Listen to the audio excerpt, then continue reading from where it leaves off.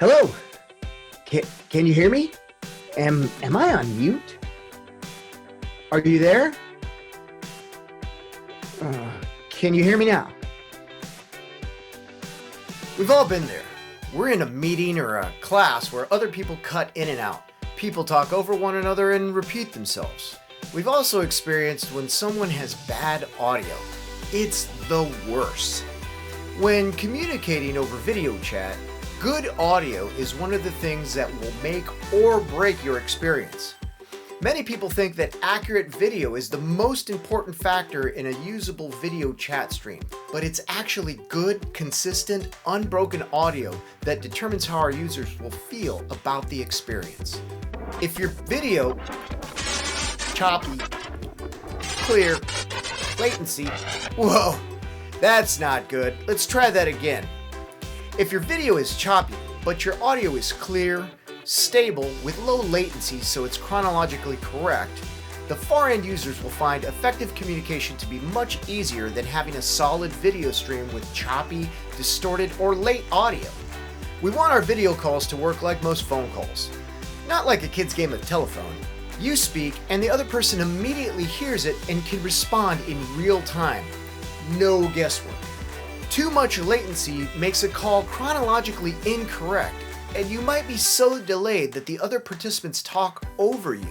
Many people will deal with a distorted video stream or just turn off incoming video, but choppy or distorted audio makes communication tedious and sometimes impossible. So how do we make sure we sound great? Here are some things we could do to make others want to tune in. First, invest in a good quality microphone. Standard headset microphones are perfectly fine for video chat. They get the microphone close to your mouth and pick up a lot more of your voice than they do of the ambient noise in the room. This is the problem with standard laptop mics. They pick up everything from your dangly bracelet hitting the keyboard to the fan whirring above your head. Some people who podcast or video chat a lot invest in an even higher quality microphone and some type of audio interface. These devices take a microphone signal, convert it to a digital signal, and then to a protocol that can be sent to your computer for quick and easy transport. Many end users get good audio with the simple USB microphone.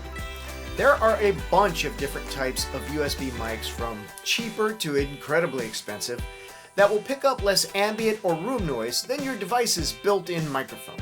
You can go even further with a professional-grade outboard microphone and interface. These may make you sound the best, but are usually more expensive than its USB counterpart. Nowadays, there are tons of different microphone and interface choices. And if you do decide to use an outboard microphone and do just a little bit of research, you can quickly and easily find many things that will work for your specific computer, phone, or tablet. You want to get to know those settings on your computer and your video chat platform or app. When you have new equipment, ensure that your computer or device can recognize it.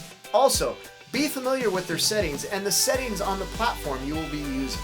If you have the correct equipment selected and people are still telling you that there are problems with your audio, try turning off your camera. The video stream uses much more bandwidth than the audio stream. So if we stop our outgoing camera feed, the audio stream has much more outgoing bandwidth to utilize. If your network is still having issues supporting your audio stream, or your equipment is having issues that day, many video chat programs will allow you to call in on a phone line.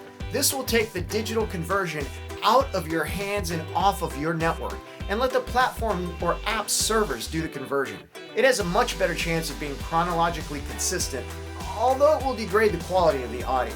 It'll sound like a phone call and is also susceptible to all of the ambient noises and disturbances that your phone calls are. Make sure you know your platform, or at least have a working knowledge of its settings and parameters.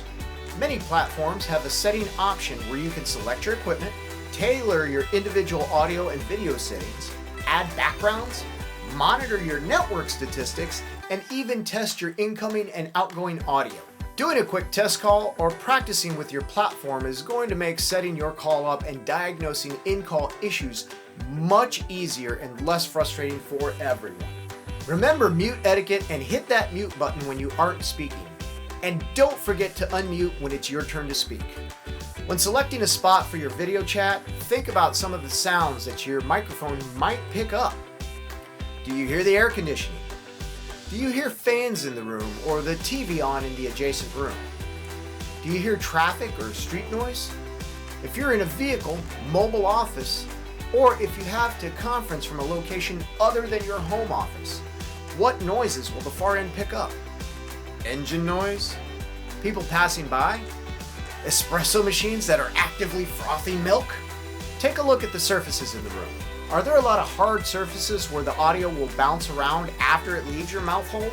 Having a mic that is close to your mouth will help alleviate a lot of this specularly reflected noise.